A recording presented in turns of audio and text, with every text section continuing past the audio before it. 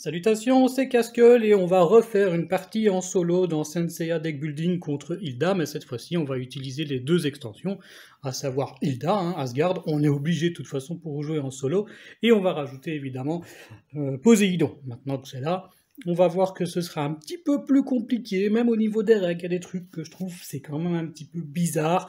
Vous verrez ça, je vais essayer de faire le moins d'oubli possible, parce que c'est vraiment le jeu de...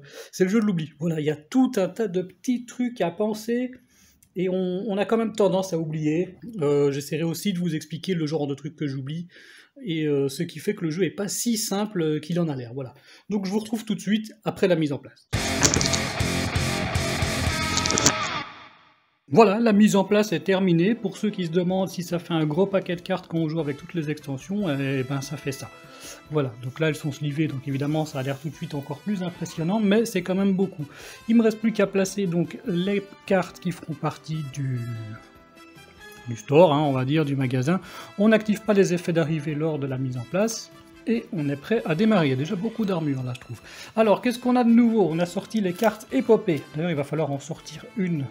Alors, j'ai choisi toutes les cartes épopées où il y avait une étoile. Une étoile, c'est pour le mode solo. Donc, à la fin de son tour, si le joueur actif possède une carte marquée, il pioche jusqu'à avoir 6 cartes en main au lieu de 5. C'est plutôt bien. Ça modifie les règles du jeu et ça, c'est plutôt bien.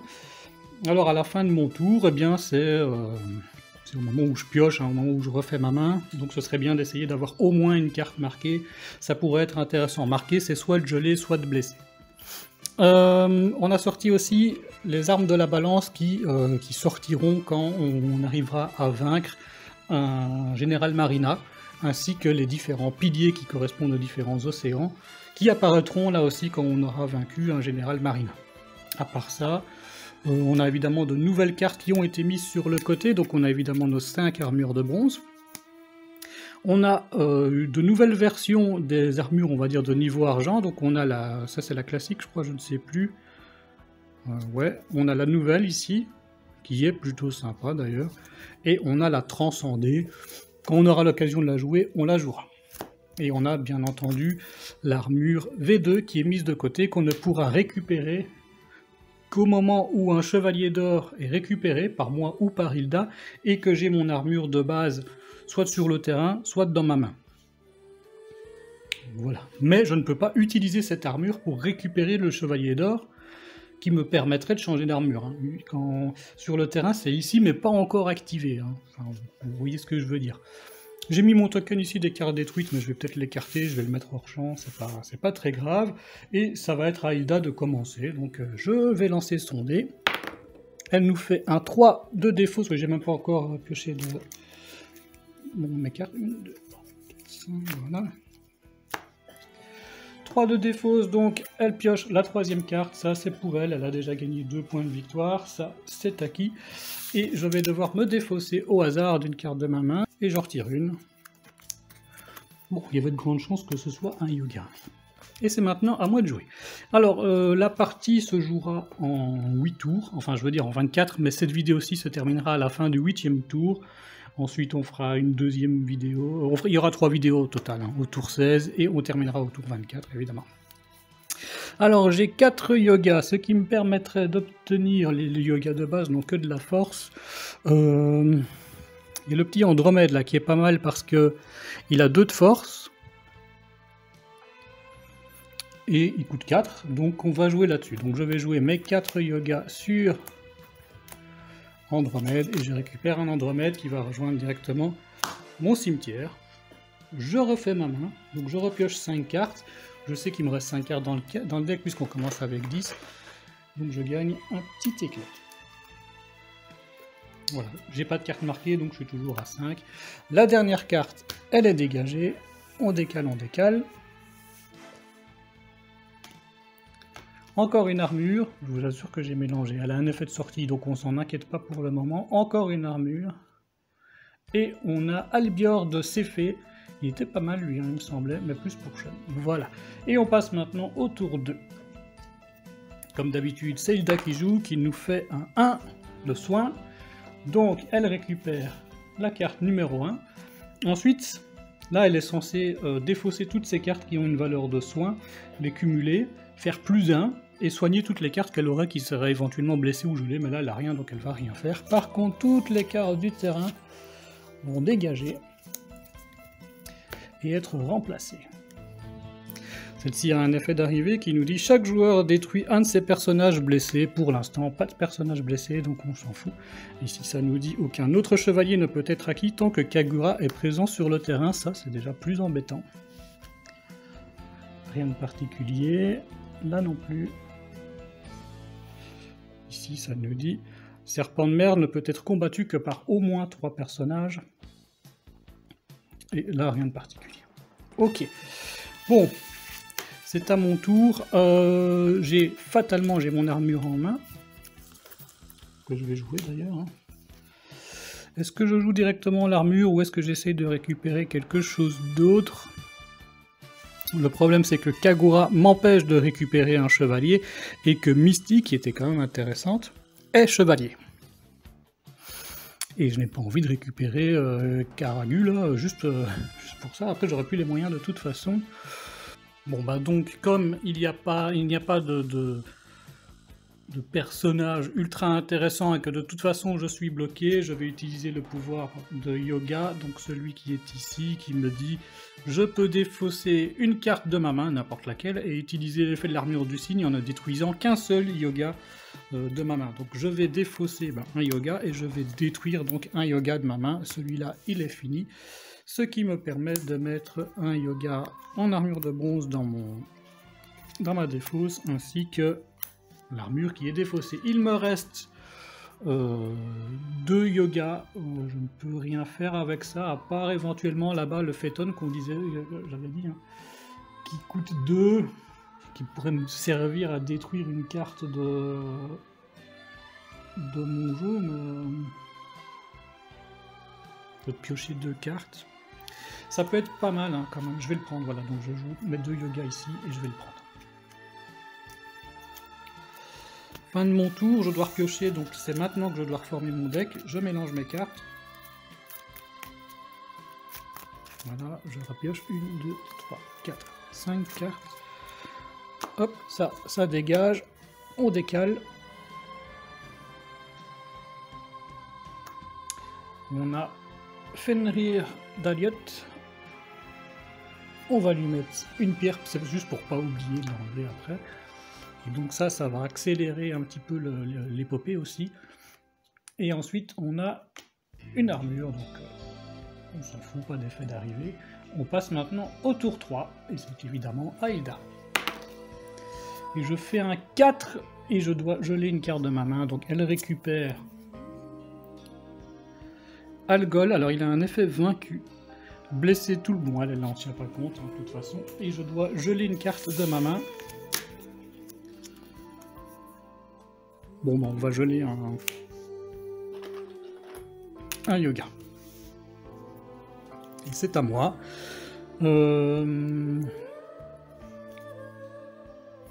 Là, j'ai 5 de force. Je ne peux pas prendre de chevalier à cause de lui, qui est toujours là. Ah, d'ailleurs, elle pouvait peut-être pas le prendre, du coup,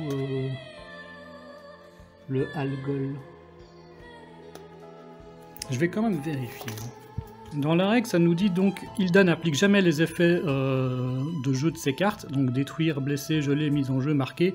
Ça, c'est les effets comme on a ici, hein, par exemple, donc défausser. Elle joue pas cet effet-là. Par contre, là, c'est un effet vaincu sur lui, donc ça ne dit pas qu'elle ne doit pas en tenir compte. Du coup, nous, on va en tenir compte. Hein, on va faire ça. Du coup, elle ne pouvait pas le récupérer. Par contre, moi, j'ai bien gelé une carte de ma main. Ça ne change rien. Mais lui, il est toujours là. Je pense que c'est correct. Voilà. Donc, moi, j'ai gelé une carte. J'ai toujours 5 de force.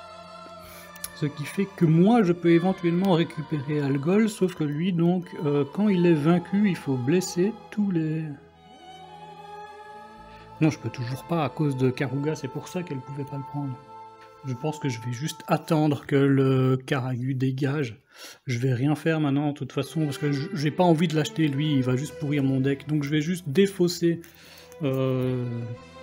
mes yogas et je vais repiocher des cartes jusqu'à en avoir 5. En main, il me reste lui. Donc voilà, je vous montre ce que j'ai. Donc 1, 2, 3, 4 et 5. Ça, c'est ma nouvelle main. Lui, il dégage. On décale, on décale. Alors ici, ces coups ne peuvent être réduits. Donc pour l'instant, on s'en fout. On passe maintenant au tour 4. Elle fait un 1 de soin. Donc elle récupère directement celui-là. Toutes les autres cartes vont être dégagées. C'est ça qui est embêtant avec ça. Sauf que le guerrier divin, comme il est censé rejoindre la défausse, il rejoint la main de Hilda, mais après avoir appliqué son effet de sortie. Donc chaque joueur gèle une carte de sa main ou défausse un Shiryu de sa main. Donc je dois encore une fois geler une carte de ma main. Pour le moment, je vais encore geler un yoga, puisque je me dis, après j'aurai le pouvoir ici qui me permet de reprendre en main tous les yogas qui sont gelés, donc je vais essayer de les récupérer. C'est à ce moment-ci qu'on ajoute un petit sablier ici. Donc ça dégage aussi.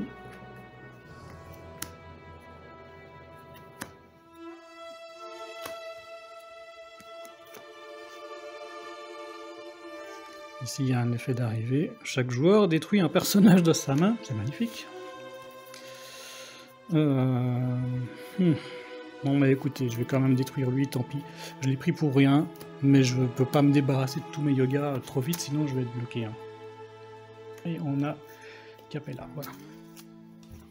C'est toujours mon tour, j'ai plus que 3 cartes, du coup je vais quand même jouer mon armure. Ce que je peux éventuellement faire, parce que là je ne ferai pas grand chose, c'est que je défausse en Andromède, je détruis mon yoga et je le remplace par un yoga en armure de bronze. L'armure est donc défaussée.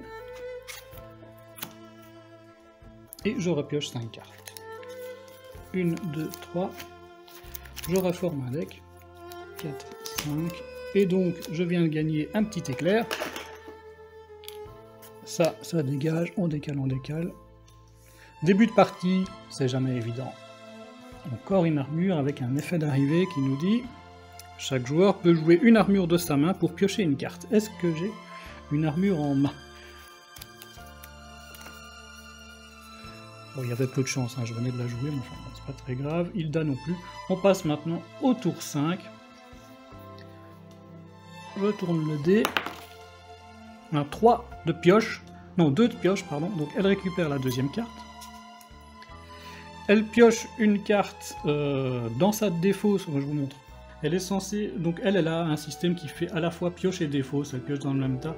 Elle est censée piocher une carte, la rajouter à sa main et sauvegarder la totalité de son paquet, le garder sur son plateau. Une fois sauvegardé, on ne peut plus interagir avec, on ne pourra plus rien détruire dedans. C'est vraiment des points de victoire qu'elle sauvegarde, sauf que là, elle en a pas. Donc, c'est tout, juste elle a rien à piocher, elle a juste récupéré une carte du terrain et ça s'arrête là. C'est à moi. Donc là j'ai 1, 2, 3, 4, 5 de force, potentiellement 6, puisque l'effet de mise en jeu, si j'ai au moins un yoga qui combat à ses côtés, je peux piocher une carte. Donc je vais pouvoir piocher une carte de plus. Donc je pourrais parfaitement récupérer par exemple Moss de la baleine. Quand il est vaincu, toutes les cartes vertes, bronze et argent présentes sur le terrain sont retirées du terrain puis compléter le terrain.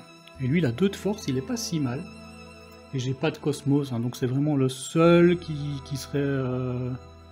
Enfin, Guest est pas mal non plus en fait. Hein. Qu'est-ce qu'elle a elle quand elle est défaussée? Acquérir gratuitement un chevalier fantôme présent sur le terrain. Bah, c'est pas mal non plus du coup. C'est peut-être pas plus mal. Je vais plutôt jouer sur Guest. Donc 1, 2, je pioche une carte. Hein.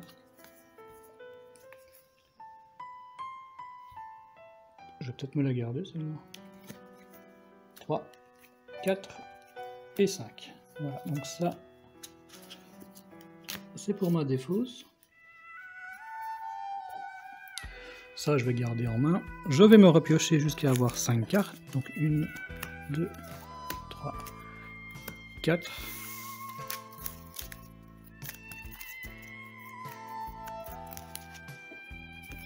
5.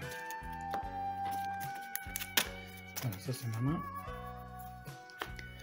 Ça dégage. On décale. Alors ici, ça nous dit aucun personnage ne peut être soigné tant que June du Caméléon est sur le terrain. C'est le genre de truc qu'il faut penser, c'est pour ça que je les montre à chaque fois.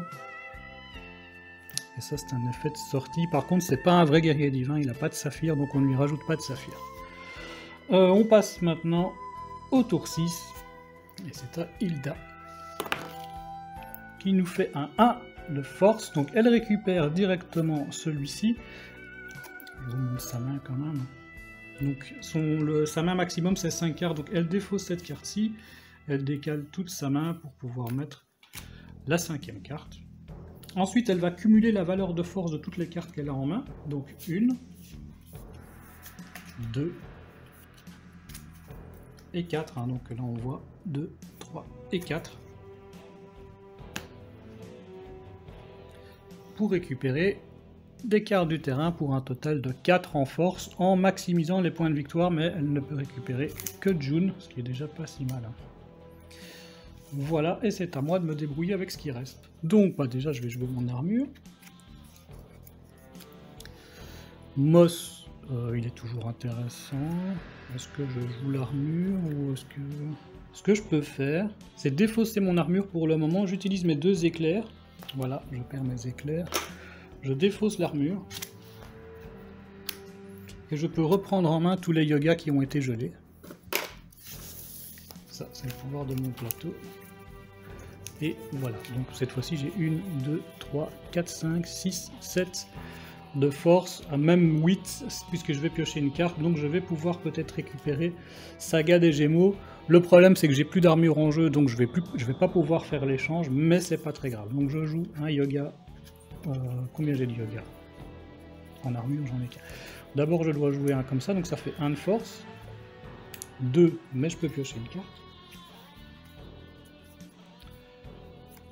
3, 4, 5, 6, 7, 8. Voilà, donc je récupère Saga des Gémeaux. Ça nous dit que quand il est vaincu, il faut blesser tous les personnages utilisés pour le combattre. Ouais, ça c'est moins ouf. Par contre, il a un effet qui dit que donc il gagne plus 2 en force si l'horloge indique un nombre de flammes paires. C'est le cas ici, hein. En fait, j'ai vérifié dans un running. Il considère que quand l'horloge n'est pas là, et on ne joue pas l'horloge en solo, donc elle est à 0, on considère que 0 est un nombre pair, donc il gagne 2 de force, donc en fait il a 3 de force. Donc lui, je le récupère. Par contre, tout ça, ça se retrouve blessé, il va falloir que je soigne. On verra ça après. Donc tout ça, c'est blessé, c'est mis à part avec des petits tokens de blessure dessus. Il me reste une carte en main qui a une valeur de soin, donc pour l'instant je vais me la garder. Je repioche 4 cartes, je la mets là juste pour voir. Donc ça fait 1, 2, 3, 4 et 5, et donc je regagne un petit éclair. Ça, c'est ma nouvelle main. Ça dégage. On décale, on décale. Un effet vaincu. Un effet vaincu. Un effet vaincu. Et un effet... Yoga peut acquérir Camus du Verseau pour un coût de 8 en Cosmos. Alors normalement, il n'est pas... on ne sait pas l'avoir avec du Cosmos, il n'y a que Yoga qui peut faire ça. Voilà. Mais il a aussi un effet vaincu. On passe maintenant au tour 7. Et bien sûr, ça c'est quoi ça? C'est une carte de ma main, ouais, qui traîne. Ok. 1 de soin, évidemment. Bon, ben... elle récupère directement le chevalier d'or. Est-ce que j'ai une armure en main? Non, bah non, puisque je venais de m'en servir. Ensuite, elle va dégager toutes les autres cartes et on va les remplacer. Ça, c'est l'effet du 1. Lui, il a un effet vaincu. Tous les gardes coûtent 1 de plus. Lui-même, c'est un garde, donc il coûte 4.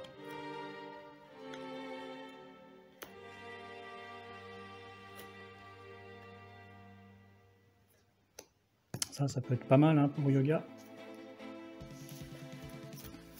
Voilà, alors... Lui, qu'est-ce qu'il nous dit? S'il est vaincu, il faut récupérer en main toutes les cartes de niveau diamant, donc les cartes bleues, du terrain, et de la défausse du terrain, ainsi que toutes les reliques du jeu. Alors il n'y a pas de reliques quand on joue en solo, mais c'est quand même pas mal. Par contre 10 de force, je les ai pas. 1, 2, 3, 4, 5, peut-être 6. Alors c'est vrai que j'ai un tout petit deck. Quand je vais pouvoir piocher, j'aurai quand même une chance de piocher directement Saga. On va peut-être éventuellement monter à 8, mais lui il coûte 9, hein, il est en promo mais il coûte 9. On va tenter le chevalier de cristal. Donc je joue un yoga.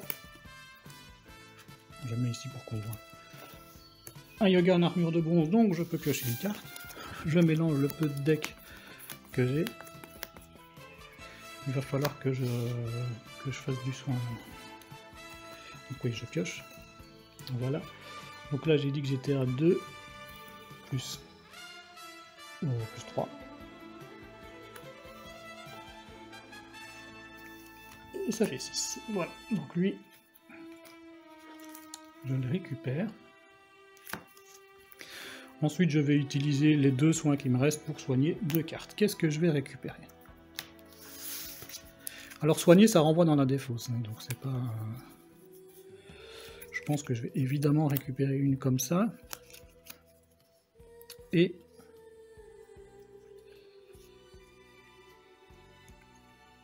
je vais quand même avoir besoin de yoga. Voilà. Je rapioche une main de 5 cartes, donc une. Du coup, je regagne directement un éclair. Donc 1, 2, 3, 4 et 5. Lui, il dégage. Hop, hop, on décale, on décale, on décale. Ça, je vais le mettre ici. Rien de particulier. Et ces coups ne peuvent être réduits, donc rien de particulier. On est maintenant au 8e et dernier tour de cette vidéo. Elle nous fait un 3 de défausse, donc elle récupère Jackie, et je dois me défausser d'une carte au hasard de ma main.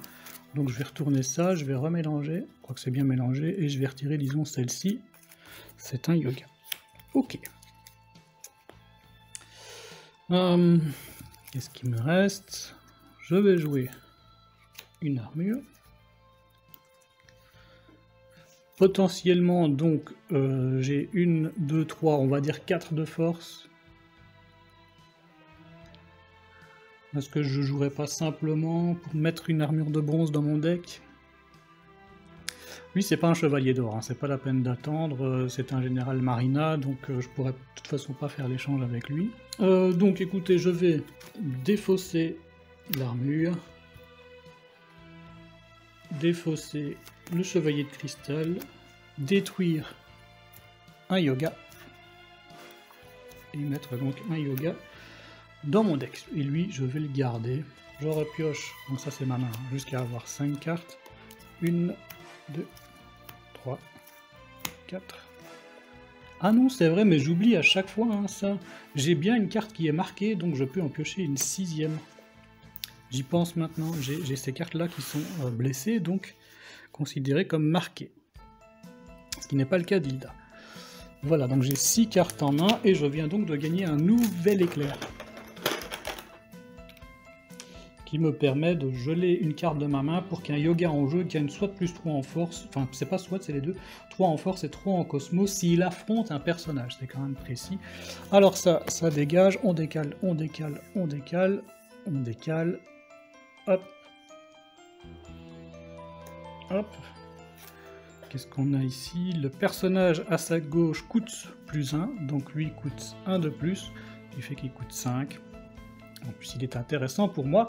On est donc au tour 9, mais ce sera pour la prochaine vidéo. Voilà, sur ce, je vous souhaite une bonne journée, une bonne soirée, un bon amusement, et on se retrouve bientôt pour le prochain épisode. Salut!